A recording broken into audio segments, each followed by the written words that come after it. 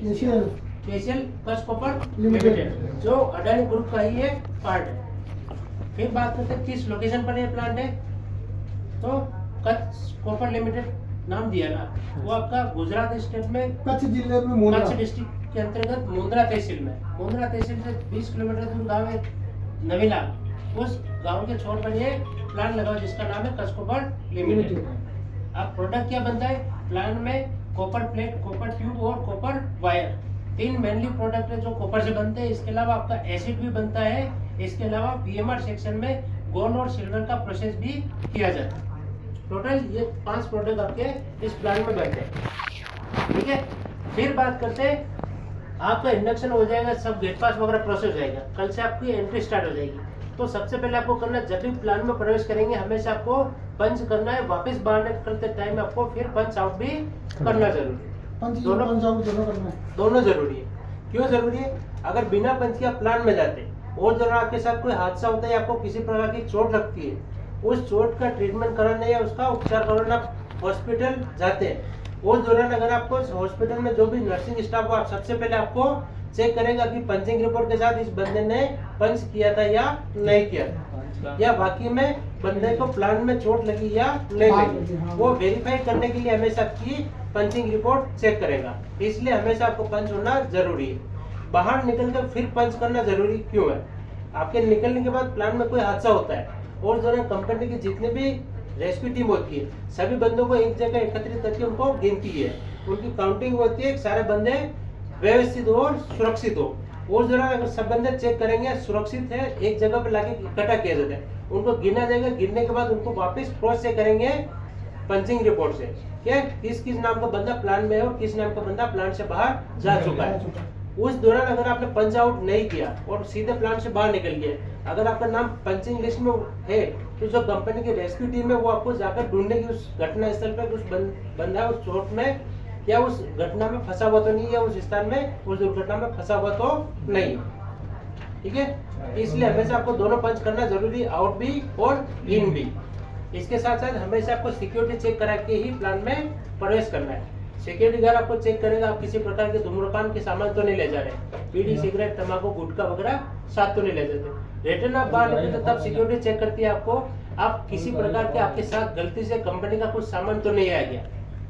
बहुत सारे काम करता है, किसी का टेप रहता है, कोई छोटा टूल्स रह जाता है, छोटा हैमर है या कुछ आपके साथ निकल नहीं जाए, वो सारी कंपनी की सिक्योरिटी आपको हमेशा चेक करेगी, ठीक है। एक खोलो बाबू,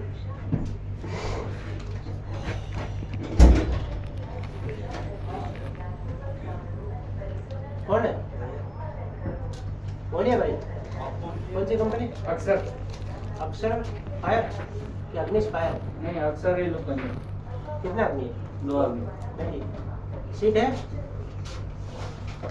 तो है नहीं सर। एक इधर आ जाइए,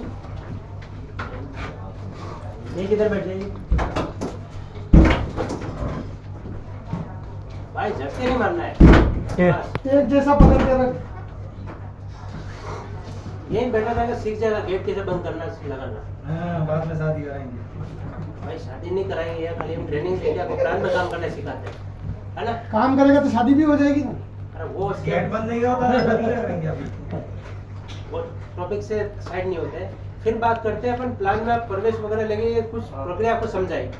अब बात करते हैं प्लान में आपको किस लोकेशन पर करना है, क्या काम करना, वो सारी चीजें आपको जो आपको सुपरवाइजर इंजीनियर समझा देगा। अभी गर्मी का टाइम चल रहा है, सबसे पहले आपको प्लान में कहीं भी काम करना है, सबसे पहले आपको पीने का पानी देखना है, कहाँ पीने का पानी अवेलेबल है और कहाँ दूसरा हाथ मुंह धोने का पानी अवेलेबल है।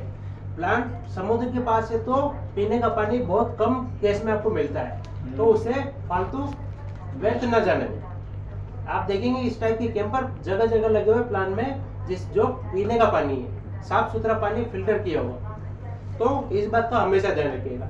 इसके अलावा गर्मी का टाइम में पानी के साथ साथ ग्लूकोन डी वगैरह, ग्लूकोज वगैरह भी पीते रहिए, जिससे बॉडी आपकी हाइड्रेटेड रहेगा, डिहाइड्रेशन नहीं होगा। डिहाइड्रेशन क्या होता है, शरीर में पानी की कमी आ जाती है या चक्कर आना शुरू हो जाता है, जो आपका ब्लड सर्कुलेशन है दिमाग तक नहीं पहुंचता, तो दिमाग बंद हो जाता है, फिर चक्कर खा के आदमी नीचे गिर जाएगा, ये आम बात है। तो इस बात का भी हमेशा आपको ध्यान रखना है। प्लांट परिसर में हमेशा आपको पीपीस पहन के रखना है। पीपीस क्या होता है, पर्सनल प्रोटेक्टिव इक्विपमेंट, स्वयं की सुरक्षा के संसाधन जो हमेशा आपको पहन के रखना। प्लान में आपके पास 4 पीपीस होना चाहिए, जूता, हेलमेट, जैकेट और चश्मा, ये चारों अनिवार्य रूप से आपको पहनना है। इसके अलावा जॉब के अकॉर्डिंग आपके पीपीस चेंज होते रहेंगे। अगर हाइट पे काम कर रहे हो तो सेफ्टी बेल्ट पहनना है, किसी एरिया में वेल्डिंग का काम कर रहे हो तो वेल्डिंग मशीन के जितने भी पीपीस आपको पहनना है। बोलिए भाई साहब, कौन सी कंपनी? अग्निश फायर है ना, ठीक है।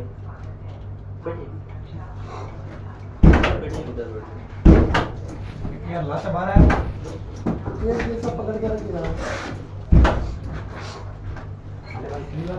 बाद में एंट्री कराना ना, आप जो नए आए लास्ट में एंट्री कराना। कहाँ थे टोपी? क्या बात चल रहा है? पीपीस का पीपीस। तो 4 टाइप की पीपीस होते हैं जो अनिवार्य है। इनके अलावा जॉब के अकॉर्डिंग आपके पीपीस चेंज होते हैं, उनको भी आपको पहनना जरूरी है। इसके अलावा प्लान में आप देखेंगे तो इमरजेंसी असेंबली पॉइंट क्या होता है वो समझना जरूरी है। इमरजेंसी असेंबली पॉइंट एक आपातकालीन स्थिति में एकत्रित होने की जगह रहती है। ग्रीन कलर का बड़ा सा बोर्ड रहेगा, उसमें वो 4 अलग अलग कोने पर मुंडियां रहेगी और 4 तीर की निशान रहेंगे, उससे पता चल जाएगा ये असेंबली पॉइंट है, आपको यहाँ पर आकर खड़ा हो जाना है। जब भी कोई प्लान में आपातकालीन स्थिति होती है तो आपको सब काम बंद करके वहां पहुंचना है। इसके साथ साथ वहां पहुंचने के बाद लाइन बना के खड़े हो जाएंगे। कंपनी के जो भी अधिकारी है वो जो आगे इंस्ट्रक्शन है उनका पालन करना है, वो आपको गिनेंगे, फिर पंचिंग रिपोर्ट के साथ क्रॉस चेक करेंगे कौन कौन बंदा असेंबली पॉइंट पर पहुंचा जो सुबह आए थे। इसके बाद आपकी असेंबली अगर सब सेफ होंगे तो असेंबली रिलीज कर दी जाएगी। लेकिन इसमें सवाल उठता है पता कैसे चलेगा आपको कोई भी आपातकालीन स्थिति हुई है? सायरन बजेगा। सायरन हर कंपनी में अलग अलग होते हैं और यहाँ भी बहुत सारे मशीनों के सायरन रहते हैं, वो सेम रहते हैं, तो कंफ्यूज नहीं हो। उसके लिए इसका सायरन थोड़ा अलग बताया गया। जैसे आपका 20 सेकंड तक आ जाएगा, 10 सेकंड लो, फिर 20 सेकंड आ जाएगा, फिर 10 सेकंड लो, फिर 20 सेकंड आए। इस सीक्वेंस में कम से कम 1.5 मिनट तक वो आपका सायरन बजेगा, कंटिन्यू 1.5 मिनट तक रहेगा, जिससे आपको पता चलेगा कोई भी आपातकालीन स्थिति अपना काम छोड़कर असेंबली पॉइंट पर पहुंचना है। फिर असेंबली रिलीज का भी एक सायरन है, कंटिन्यू 1 मिनट तक एक सीधा सायरन बजेगा, इसमें न ऊपर होगा न डाउन होगा, सेम सायरन होगा, वो भी आपको ध्यान रखना है। इसके अलावा अपन बात करते हैं सेफ्टी शावर। सेफ्टी शावर क्या होता है? सेफ्टी शावर किसी से जलने से कोई पानी का फुहारा होगा उसी। Very good. और आप किसी एरिया में काम कर रहे हैं, आपके ऊपर कोई केमिकल या कोई हॉट डस्ट या कोई गर्म पदार्थ गिर जाता है, उसको साफ करने या उसको धोने के लिए अपन सेफ्टी शावर का उपयोग करते हैं। सेफ्टी शावर बेसिकली आपके जो घर में शावर रहते हैं बाथरूम में वगैरह सेम वैसे रहता है, लेकिन इसमें थोड़ा चेंजेस रहता है। एक हैंडल रहता है, जैसे आप हैंडल खींचेंगे पानी आना शुरू होगा आपके शरीर पर, और शरीर आपको धो लेना जब तक वो गर्म पदार्थ या डस्ट या केमिकल आपके शरीर से निकल नहीं जाए। इसके साथ साथ एक सेफ्टी शावर में आई वॉश शावर भी होता है। उसका इस्तेमाल कब करना? जब भी आपके आंखों को कचरा, कोई धूल, डस्ट या कोई केमिकल गिर जाता है तो उसको साफ करने के लिए अपन आई वॉश शावर का भी उपयोग करते हैं। वो यू टाइप का होता है सर, वो कमर के साइज पे आपका लगाता है, उसमें पेडल रहता है, पेड़ से प्रेस करके आप उसको ऑपरेट कर पाएंगे। ठीक है। इसके अलावा प्लांट में आपको काम करेंगे तो एक सबसे ज्यादा ध्यान रखने वाली चीज ये है कि आप कहीं भी कोई काम कर रहे हैं तो हमेशा आपको आसपास के एरिया में देखना क्या खतरा है।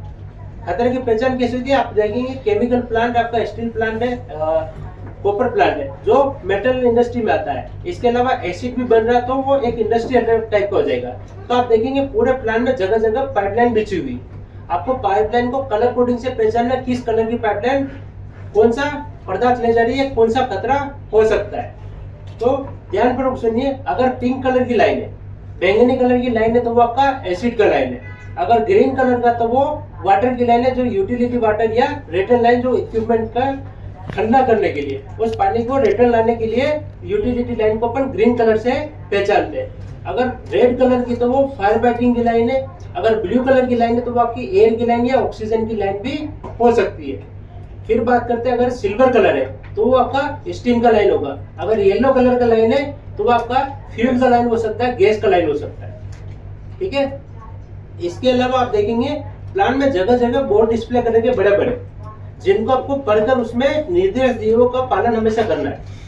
जगह जगह बोर्ड देखेंगे, उस पर कहीं ना कहीं लिखा होगा आपको क्या करना चाहिए, क्या नहीं करना चाहिए, या किस स्थिति में आपको क्या करना चाहिए, इमरजेंसी कॉन्टैक्ट नंबर। आप देखेंगे एक बोर्ड भी डिस्प्ले कर रखा है छोटा सा, इस ऐसे बहुत सारे बोर्ड प्लान में बड़े बड़े साइज के हैं। आपको कॉन्टेक्ट नंबर कोई भी आपातकालीन स्थिति उससे सहायता ले सकते हैं। फर्स्ट एड हुआ, मेडिकल हुआ, या फायर से रिलेटेड हुआ, या सिक्योरिटी की हेल्प लेनी हो, आप इस माध्यम से हेल्प ले सकते हैं। इसके अलावा प्लान को समझने के लिए अपन 3 भागों में बांटते हैं, है ना। प्लान टोटल 3 भागों में बांटते हैं। किस प्रकार? एसएपी यूनिट, स्मेल्टर और रिफाइनरी। रिफाइनरी के साथ साथ पीएमआर और सीसीआर भी जोड़ते हैं, क्योंकि पीएमआर और सीसीआर में क्या होता है, जो कॉपर की प्लेट आती है उसको पिघलाकर सीसीआर में पिघलाकर उसको कॉपर वायर या कॉपर कोयल के रूप में बनाते हैं। पीएमआर में जो कॉपर का बेड मटेरियल था उससे सिल्वर और गोल्ड की प्रोसेस होती है। इन दोनों में फर्नेस रहता है जो 900 डिग्री टेम्परेचर तक उस मटेरियल को गर्म करता है, वो एक प्रोसेस रहती है। इसके अलावा रिफाइनरी सेक्शन में क्या था, जो प्लेटें आती है एनोड को कॉपर कैथोड में बदला जाता है। एक प्रोसेस होती है 7 डेज का केमिकल रिएक्शन के साथ, वो अलग है। लेकिन इसके साथ आप देखेंगे एनोड एरिया, रिफाइनरी, सीसीआर और पीएमआर, चारों एरिया में सबसे ज्यादा फोर्कलिफ्ट का मूवमेंट होता है, जो सबसे बड़ा खतरा है। आपको हमेशा ध्यान रखना, जब भी कोई फोर्कलिफ्ट मूवमेंट कर रही है उसके आगे पीछे नहीं करा रहना है, ठीक है। इसके अलावा फिर देखेंगे स्मेल्टर यूनिट। स्मेल्टर यूनिट में क्या होता है, जो बाहर से रॉ मटेरियल आता है उसको एक फर्नेस में डाला जाता है, एक टेम्परेचर तक गर्म किया जाता है। वो इतना गर्म हो जाता है, कॉपर आपका लावा की तरह उबलना शुरू हो जाता है। आप देखेंगे वो बिल्कुल उबलेगा, गर्म मटेरियल हो जाता है। 1200 डिग्री टेम्परेचर तक उसको गर्म किया जाता है, जिसके बाद वो मटेरियल उबलना शुरू हो जाता है। उस उबलते हुए मटेरियल को एक फर्नेस से दूसरे, दूसरे से तीसरे, तीसरे से चौथे तक ट्रांसफर किया जाता है। उस मटेरियल को ट्रांसफर करने की प्रक्रिया आपकी ईओटी क्रेन के माध्यम से की जाती है। एक लेडल रहता है, लेडल आपकी गमले के आकार की तरह रहता है, उसमें भरकर ले जाया जाता है। आप देखेंगे उस दौरान क्या होगा, उस मटेरियल को ले जाते हुए ऊपर से छत से ईओटी क्रेन ले जाती है। अब उसके नीचे आपको नहीं खड़ा रहना, नहीं गलती से उसके नीचे गुजरना है। अगर गलती से कोई मटेरियल छलकता है तो आपके ऊपर गिर सकता है। मेडिकल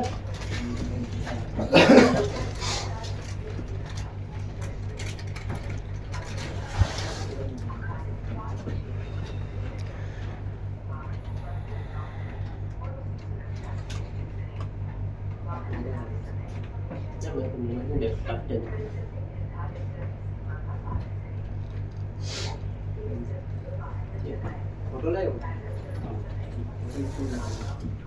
भर दिया ना, ठीक। साइज में फोटो रहने का कोई बात नहीं, सिखाने में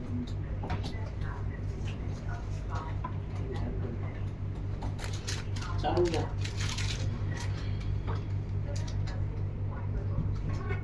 स्मेल्टर यूनिट में आपको 3 चीज बताई। ऊपर जो उबलते हुए मटेरियल के नीचे हमेशा आपको नहीं खड़ा रहना, नहीं जाना है। इसके अलावा अगर आप देखेंगे उस टाइम गलती से कोई मटेरियल स्पिल हो जाता है, गिर जाता है, तो उस मटेरियल के ऊपर पानी डालकर बुझाने की कोशिश नहीं करनी। क्यों नहीं करनी? क्योंकि उस मटेरियल पानी के साथ रिएक्ट करता है और रिएक्शन करने के बाद वो ब्लास्ट करता है। आप जैसे ही पानी डालेंगे वो अंदर जाएगा, फिर ब्लास्ट करना शुरू कर देगा। तो वैसी गलती आपको नहीं करनी है। इसके अलावा फिर बात करते हैं SAP unit, sulphuric acid plant. उसमें क्या होता है, जो गैसेज रहती है सबको कन्वर्ट किया जाता है, उसके साथ उनको कंप्रेस करके उसको एसिड में बदला जाता है। उस प्रक्रिया में कई बार होता है कोई गैस लीक होने के चांसेस रहते हैं। अगर उस एरिया में आप काम कर रहे हो उसी टाइम कोई गैस वगैरह लीक होती है, तो खुद का बचाव करने के लिए आपको सबसे पहले क्या करना है, उस एरिया से बाहर निकलने के लिए आपको गैस मास्क लगाकर उस एरिया से बाहर निकलना है। अगर आपके पास गैस मास्क नहीं है तो क्या करेंगे? हवा के विपरीत जाना। गैस मास्क नहीं है तो क्या करेंगे? उस एरिया से बाहर निकलने की कोशिश करेंगे। अरे यार, हवा की गैस की स्पीड से भाग सकते थे। नहीं तो भी कोशिश करेंगे सर वहाँ से। नहीं है, आपके जेब में कोई कॉटन का रुमाल या कोई कपड़ा होना चाहिए जिसको पानी में गीला करके मुंह पे बांधकर उस एरिया से बाहर निकलना है। लेकिन कोशिश ये है आपके पास हमेशा जेब में कोई कॉटन का रुमाल या कपड़ा होना चाहिए जो इमरजेंसी में आपको सहायता देगा, ठीक है। ये प्रक्रिया हमेशा आपको पालन करनी है। ये प्लान की जनरल एक्टिविटीज जो आपको समझाई जाती है। इसके अलावा कंपनी के कुछ नियम है जिनको सावधानी पूर्वक समझना है या उनका सावधानी पूर्वक पालन में करना। अगर उन नियम में से किसी का आप उल्लंघन करते हैं तो कंपनी आपके ऊपर किसी भी प्रकार का एक्शन ले सकती है। पहला नियम आपको बोलता है हमेशा आपको वर्क परमिट लेकर ही काम करना है, बिना वर्क परमिट के कोई भी काम नहीं करना है। कंपनी के नियमों को अपन LSSR या लाइफ सेविंग सेफ्टी रूल या जीवन रक्षा सुरक्षा नियम के नाम से भी जानते हैं। पहला नियम बताया आपको हमेशा वर्क परमिट लेकर ही काम करना है। इसके साथ साथ आपके पास टूलबॉक्स टॉप और जैसे भी होना चाहिए। क्या आज ये डीबीटी हुआ, इसका रिकॉर्ड है हमारे साइन किया हुआ, इसके साथ साथ जैसे हमने किया साइट का वो भी कॉपी अवेलेबल है। ये 3 चीज आपके पास हमेशा रहनी चाहिए जब भी आप किसी साइट पर काम करते हैं। फिर दूसरा नियम आता है, प्लान में आप कोई भी व्हीकल चलाते हैं, किसी व्हीकल में बैठते हैं, हमेशा आपको सीट बेल्ट लगा के रखना है। इसके अलावा किसी व्हीकल को चलाते कोई ऑपरेटर होता है तो हमेशा आपको आते ही उस व्हीकल को चेक करना है, उसमें किसी प्रकार की कमी या कोई त्रुटि नहीं होनी चाहिए। अगर आपको कोई कमी या त्रुटि दिखती है तो उसको तुरंत रिप्लेस कराए, उसको सही करवाए आपके सुपरवाइजर इंजीनियर को बोलकर। ठीक है। फिर तीसरा नियम आता है, प्लांट परिसर में कहीं भी आपको धूम्रपान करने की अनुमति नहीं दी जाती और न ही धूम्रपान कर आने की। इसके अलावा प्लांट परिसर में कहीं भी आपको सोने की अनुमति भी नहीं दी गई है। फिर चौथा आता है, प्लांट परिसर में कहीं भी आप कोई काम करते हैं, किसी घूमती हुई मशीनरी के आसपास घूमने वाले पार्ट आपको दिखे, उसके आसपास काम नहीं करना है। अगर खुले दिखे, उसके ऊपर गार्डिंग या फेंसिंग या कवर नहीं किया हुआ तो उसके आसपास काम ना करें। उनको कवर कराइए, अपने सुपरवाइजर इंजीनियर को बोलिए उसको कवर करें, उसके बाद ही काम करें, क्योंकि वो आपके लिए नुकसानदायक भी हो सकते हैं। फिर आता है 5वां लोटो का। लोटो क्या होता है? Lock out tag out. उसका इस्तेमाल कब करते हैं अपन? मशीन ब्रेक डाउन और सप्लाई को ऑफ करके, मशीन या इक्विपमेंट में कोई भी काम करते हैं तो सप्लाई को ऑफ कर देता है।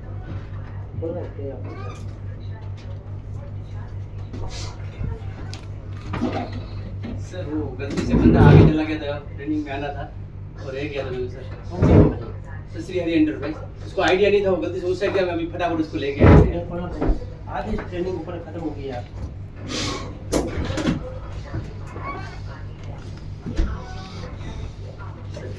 कौन सी कंपनी आपका? हरि श्री हरि एंटरप्राइज सर, आपको मेल करवा दिया था। हाँ वो हाँ उनका है। ठीक है।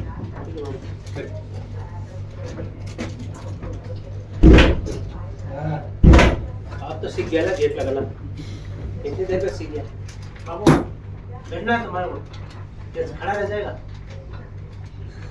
चलेगा उसको। ये घूम के आए ना, इनको बैठा दो। गर्मी में आए तो कब से एसी में बैठो? इसको बाद में एसी का तो सर कुछ पता नहीं चल रहा है। गर्मी भी कितनी है ना, मैं खुद कड़ा, मेरे खुद के पसीने निकल आए। एसी फेल है, एसी फेल हो रही है। टेम्परेचर लगा है ना। फिर कौन सा नियम बात करते हैं अपन? 5वां Log out, नियम लॉग आउट टेक आउट। क्या होता है? एक आइसोलेशन की प्रोसेस है जिसमें क्या होता है, किसी इक्विपमेंट का या किसी मशीनरी का अपन मरम्मत या मेंटेनेंस करते हैं तो उसमें आने वाली एनर्जी को अपन बंद करके आइसोलेट करते हैं, जिससे कुछ दूसरा आदमी आके उसको वापस ऑन नहीं कर सके, चालू नहीं कर सकते। है ना। तो लोटो लगाएंगे, लॉक लगाएंगे, लॉक के साथ एक टैग डालेंगे, टैग से पता रहेगा कौन सी एजेंसी या कौन सी कंपनी का बंदा उस पर काम कर रहा है। ये लोटो का प्रोसीजर रहता है। फिर बात करते हैं अपन वर्क टाइम। क्या होता है वर्क टाइम? ऊंचाई पर काम। कोई भी ऐसा काम जो 1.8 मीटर की ऊंचाई पर किया जाता है जो वर्क टाइम कहलाता है। इसमें आपके पास वर्क टाइम का परमिट होना चाहिए, इसके साथ साथ आपके पास हाइट का पास भी होना चाहिए, जो अलग से मेडिकल और अलग से ट्रेनिंग के बाद आपको मिलेगा। ठीक है। इसके अलावा फिर बात करते हैं अपन कन्फाइंड स्पेस। क्या होता है कन्फाइंड स्पेस? कम जगह कोई भी ऐसा काम जो किसी बंद जगह में किया जाता है, जिसमें आने जाने का रास्ता एक हो, जिसमें आने जाने का रास्ता कंजेस्टेड हो या छोटा हो। इसके अलावा जिसमें ऑक्सीजन की कमी हो सकती है, जिसमें हवा की कमी हो सकती है, या रोशनी की कमी हो सकती है, या कोई जहरीले गैसेस भी हो सकती है। ऐसी स्थिति में काम करना कन्फाइंड स्पेस कहलाता है। एग्जाम्पल के लिए साइलो हो सकता है, टैंक हो सकता है, वेसल हो सकता है, डक्ट हो सकती है, या कोई अंडरग्राउंड टैंक भी हो सकता है जो कन्फाइंड स्पेस में आता है। इसमें भी सेम प्रोसेस, आपको परमिट लेना है, इसके साथ आपके पास कन्फाइंड स्पेस का पास भी होना चाहिए। इसके अलावा इसमें कन्फाइंड स्पेस अटेंडेंट या हॉल वॉचर भी रहता है, जिसका काम रहता है जितने बंदे अंदर काम करने की उनका टाइम नोट करेगा, वापस बाहर उसका टाइम नोट करके साइन कराएगा। इसके अलावा वो जब तक बंदे अंदर काम करेंगे वो बाहर खड़ा रहकर उनको मॉनिटर करेगा, उनके साथ बातचीत करता रहेगा, उनके साथ किसी प्रकार का हादसा ना हो जाए। ठीक है। फिर बात करते हैं अपन लिफ्टिंग शिफ्टिंग। क्या होता है लिफ्टिंग शिफ्टिंग? एक जगह से सामान दूसरी जगह ले जाना लिफ्टिंग शिफ्टिंग कहलाता है। अगर किसी इक्विपमेंट या किसी मशीनरी का उपयोग करें तो अपने को परमिट लेना रहेगा लिफ्टिंग शिफ्टिंग का। इसके अलावा जिस एरिया में लिफ्टिंग शिफ्टिंग करें उस एरिया को हमेशा बैरिकेड कर रखना है और किसी को नीचे नहीं खड़ाना है उस सस्पेंडेड फ्लोर के नीचे। इसके अलावा हमेशा आपको ध्यान रखना है, किसी मटेरियल को अगर एक जगह से दूसरी जगह ले जा रहे हैं बांध के, तो उसके साथ हमेशा आपको टैग लाइन या गाइड रोप का उपयोग भी करना है। ठीक है। फिर 9वां पॉइंट आता है, प्लांट परिसर में आप कभी भी कोई काम कर रहे हैं, किसी सेफ्टी डिवाइस को बाईपास करते हैं, किसी मशीन में लगे इंटरलॉक को हटाते हैं या उसकी फेंसिंग को हटाते हैं, किसी गार्ड को हटाते हैं या लेवल सेंसर को हटाते हैं, किसी सेफ्टी डिवाइस को बाईपास करते हैं, तो उसकी रिटर्न में आपको अनुमति लेनी रहेगी उस सेफ्टी डिपार्टमेंट, उस एरिया इंचार्ज या उस इक्विपमेंट के मैनेजर से या उस सुपरवाइजर या इंजीनियर से। उसकी रिटर्न में आपको अनुमति होना चाहिए। फिर लास्ट 10वां नियम आता है आपका, प्लांट परिसर में आप कोई भी काम करते हैं, आपके साथ कोई भी छोटी मोटी दुर्घटना या कोई बड़ी दुर्घटना या कोई नियर मिस या कोई फर्स्ट एड होता है, उसकी रिपोर्टिंग आपको हमेशा करनी है। कंपनी के पोर्टल पे कर सकते हो, सुपरवाइजर इंजीनियर को बता सकते हैं या आपके कंपनी के एम्प्लॉय को भी बता सकते हैं। छोटी छोटी घटनाओं को अपन रिपोर्ट करेंगे तो उसकी जांच की जा सकेगी, जांच करने के बाद उसको सुधार किया जा सकता है।